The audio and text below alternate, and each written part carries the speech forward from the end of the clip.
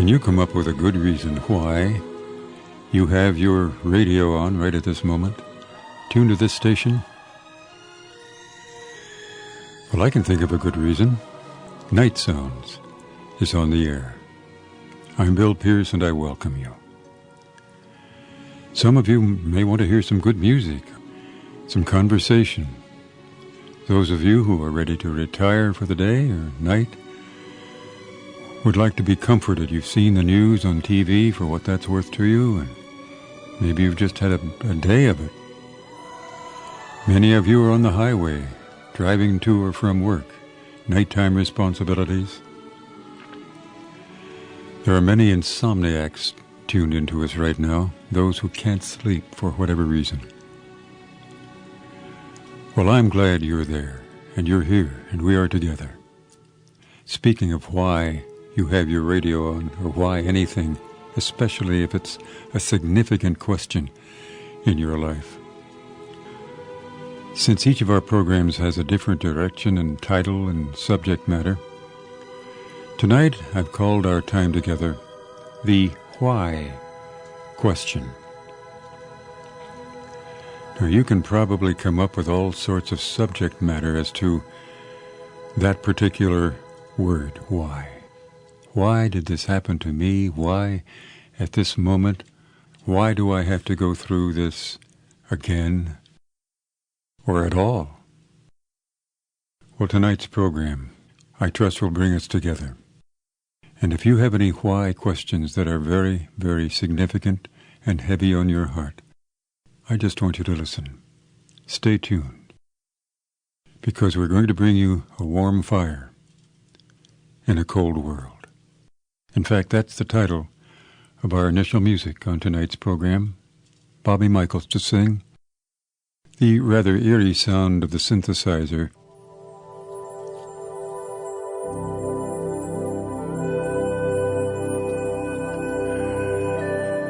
And if your questions why this or why that are penetrating your consciousness and heart and spirit, again, I invite you to stay tuned. I'm sure you'll be glad you did.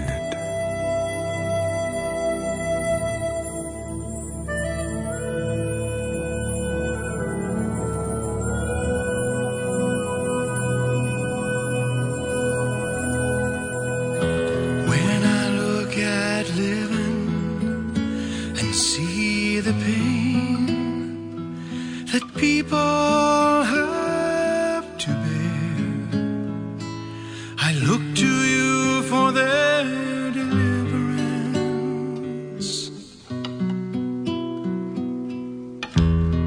But your reply is simple, so defined. It tells me to take the time to love them with a love like yours.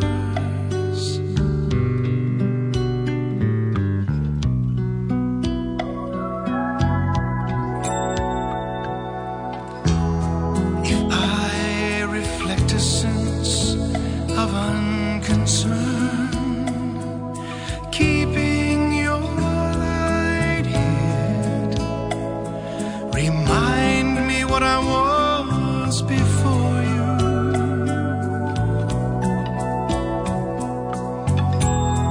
'Cause how could I keep secret to myself the source of all that lives, when all around are walking dead?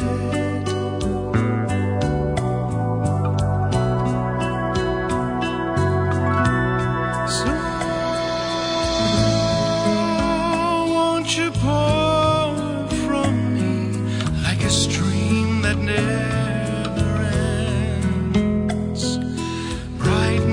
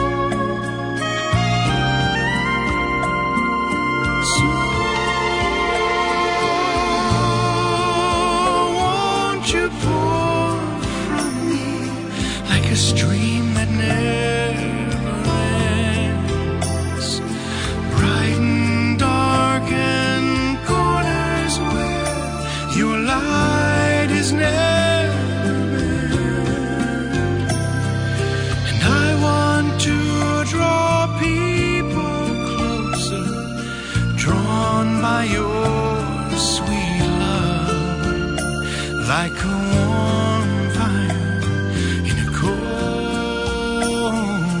world. Like a warm fire in a cold world. Ooh, just like a warm fire in a cold world.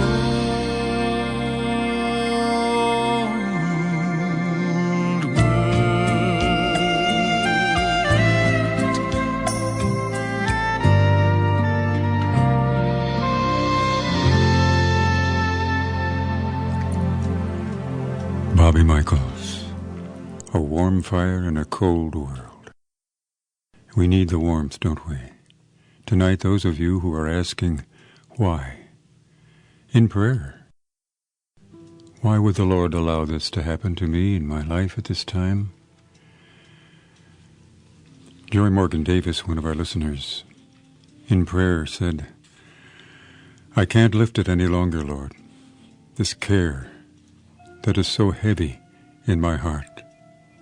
It consumes me, takes my time away from my work, my play and pleasure.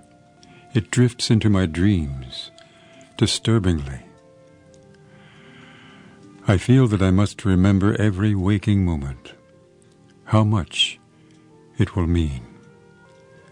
The outcome and conclusion of this care. But I need rest, Lord. I need relief. Oh, child, you've come so often to my throne of grace and lifted up that care to me. This time, when you come, just lay it down. Well, I don't mean to be overly dramatic in all of this tonight, but these are real questions from hearts that are sincere in prayer frequently. You may have asked a loved one close to you, why? Why did you treat me this way? Why do I feel this so deeply? Philip Yancey, in his book, The Jesus I Never Knew, said, at times, I don't find it easy to believe in the love of God.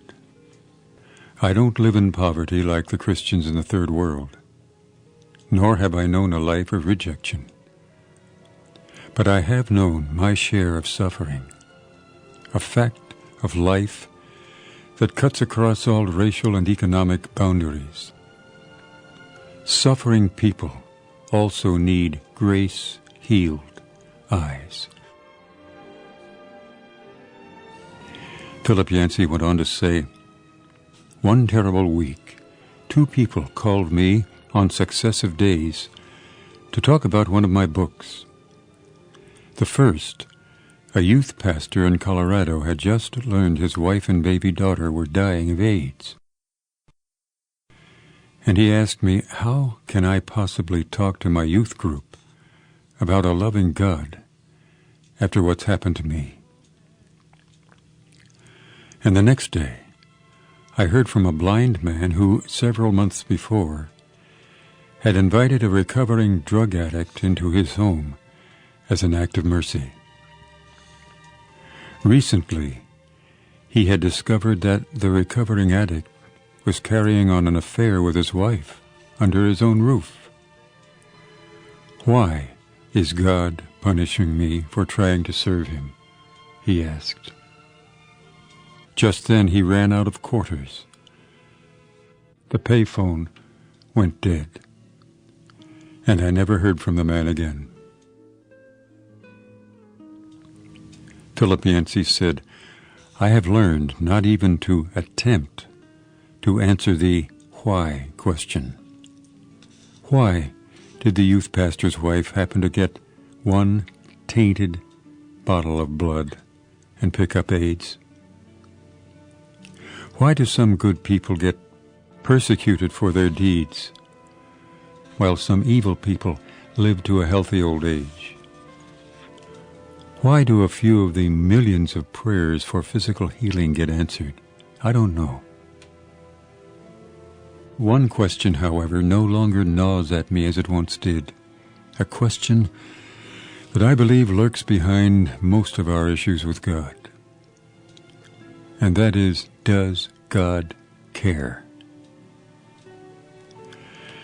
Well, I know of only one way to answer that question. And it's come through my study of the life of Jesus. In Jesus, God gave us a face. And I can read directly in that face how God feels about people like the youth pastor and the blind man who never gave me his name. By no means did Jesus eliminate all suffering. In fact, he healed only a few in one small patch of the globe. But he did signify an answer to the question whether God cares. 3 times we know of, suffering drove Jesus to tears. You may recall in the account in the Bible, he wept when his friend Lazarus died.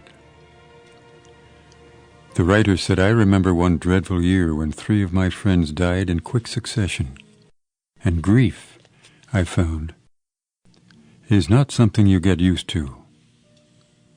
Another time, tears came to Jesus when he looked out over Jerusalem and realized the fate that awaited that fabled city. And he let out a cry that one has called mother love. He said, "O Jerusalem, Jerusalem, you who kill the prophets and stone those I sent to you, how often have I longed to gather your children together as a hen gathers her chicks under her wings, but you were not willing." And Yancey said in his book, I sense in that spasm of emotional pain something akin to what a parent feels when a son or daughter goes astray, flaunting freedom, rejecting everything he or she was brought up to believe. Or the pain of a man or woman who have just learned a spouse has left. The pain of a jilted lover. Or betrayal. It's a helpless, crushing pain of futility, and it staggers me to realize that the Son of God himself emitted a cry of helplessness in the face of human freedom. Not even God, with all his power, can force a human being to love. Does God care?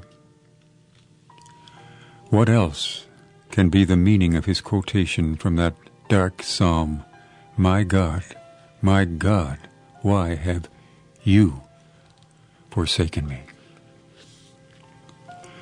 Well, tonight, I don't know where you are exactly or who you are. Only God knows that. But I sit here as one solitary individual in front of a microphone, a cold piece of steel, transmitting a signal out over this radio station to you. And only God knows who and where you are. But love will not die. His love won't. In her small book called Reflections, Joyce Munford wrote, "Where is the utmost limit of what love can endure? I walk this narrow ledge with such a fear of falling that I almost yearn to fall and have it done.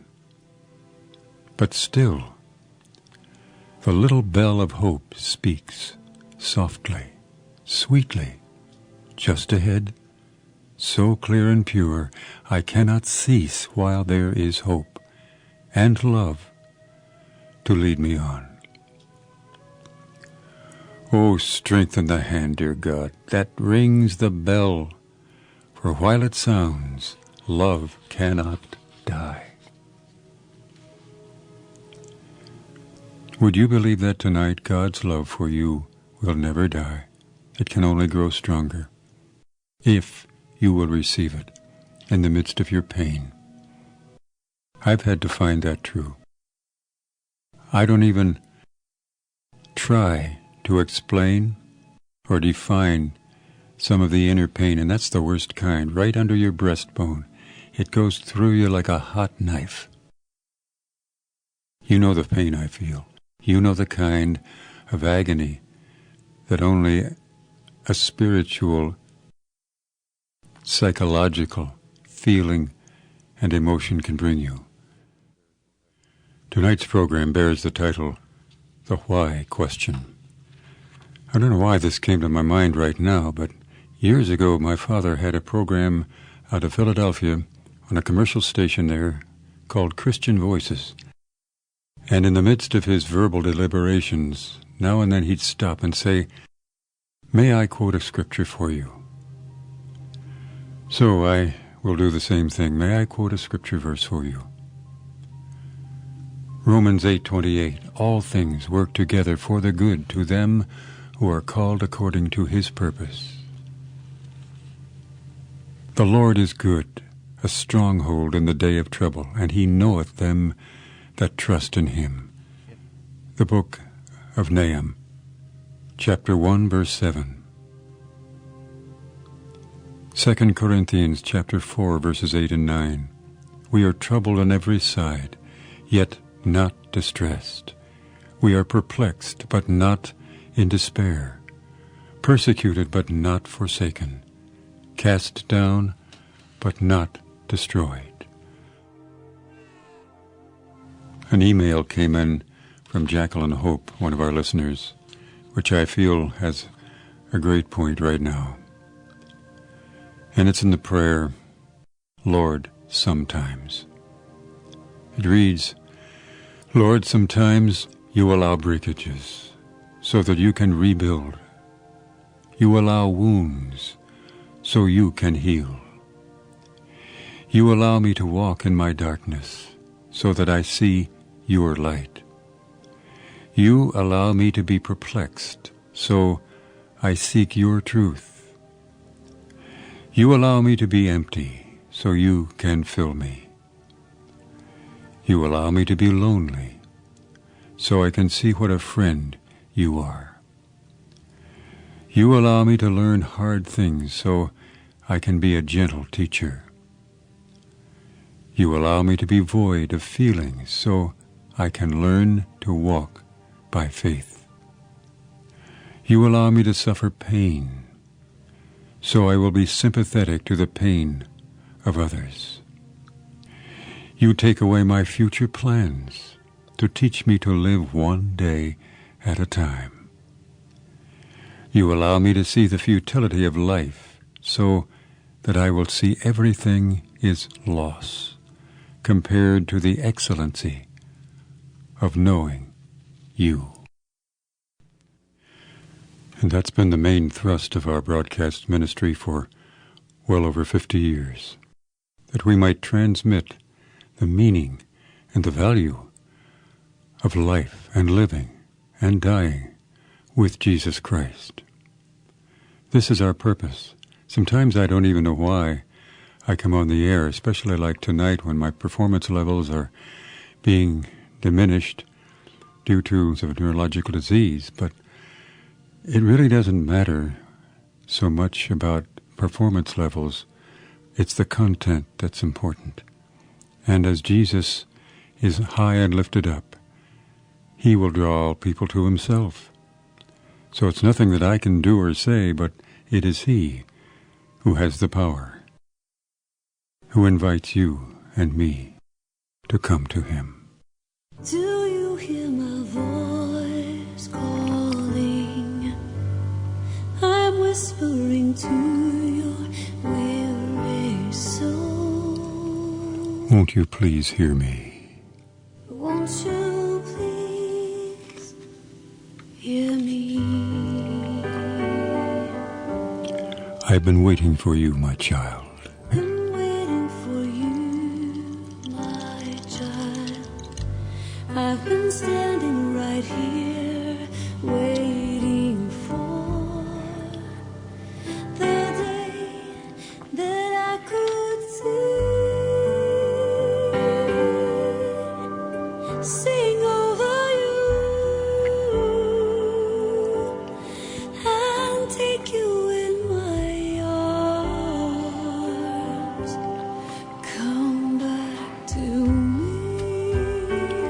Do you know how much I love you? Do you know the tears I've cried? Do you know how much I love you? Do you know the tears I have cried? Tears of blood for you. I know how you're feeling inside. I see you right now. I know how you're feeling inside. I see you right now where you are. But I'm not far, so won't you come? Come back to me. Come back to me. Rest here in my arms. And rest here in my arms. And come back to me. Come back to me.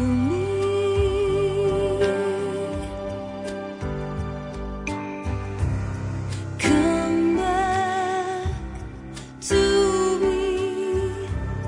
Come back so I can sing over you. Come back, run fast.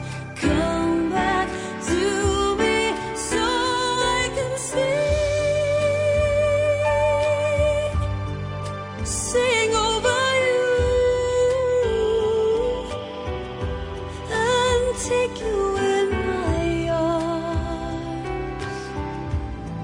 Come back to me. And Jesus says, come to me. Come to me, all of you who labor and are heavy laden. And as the song says, come back, so that I can sing over you.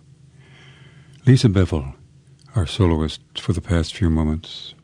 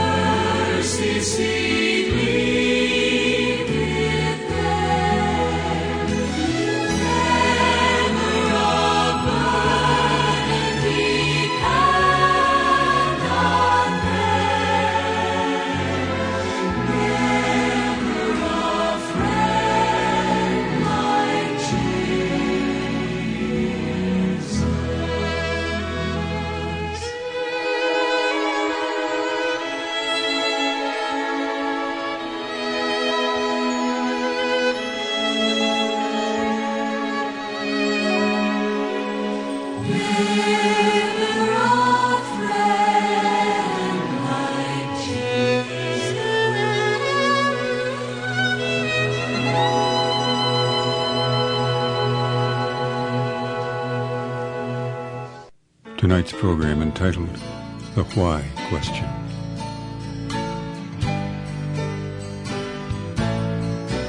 Why me, Lord?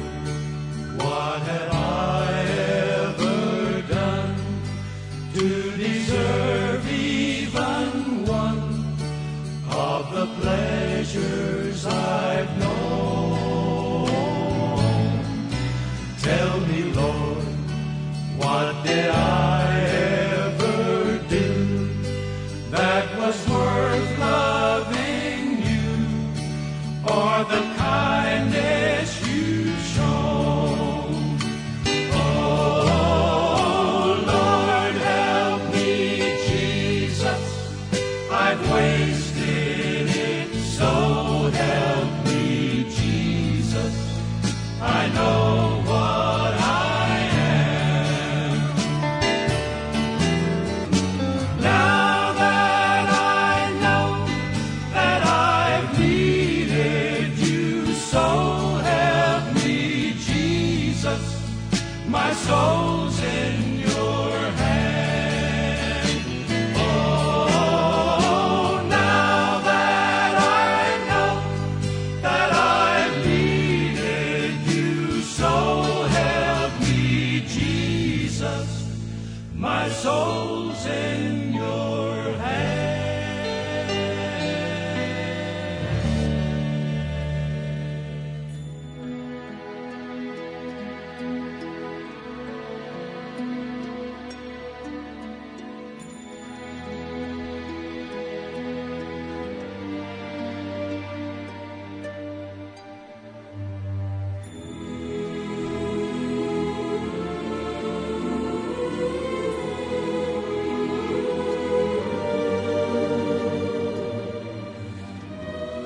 And as we leave the airwaves, may I remind you that Night Sounds does continue in other forms. Compact discs of the music, one of which you hear right now, selection entitled Bonsoir, our theme, with the French title, in English translated, Beautiful Evening. Our mailing address is Night Sounds, Wheaton, Illinois, 60189. For those of you with computer possibilities, our email is nightsoundsradio@aol.com. And I invite you to join us on our website with information and a few special items in there, nightsoundsradio.org. God bless you till next we meet. A good day to you tomorrow, and a peaceful good night to you.